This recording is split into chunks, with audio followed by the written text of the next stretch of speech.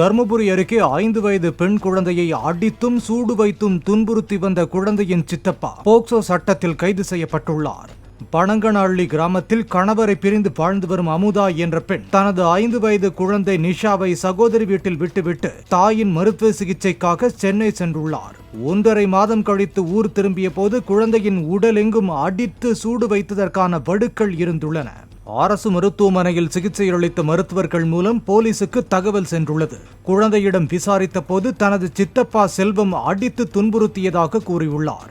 இதனையடுத்து செல்வத்தை போக்சோ சட்டத்தின் கீழ் போலீசார் கைது செய்துள்ளனர்.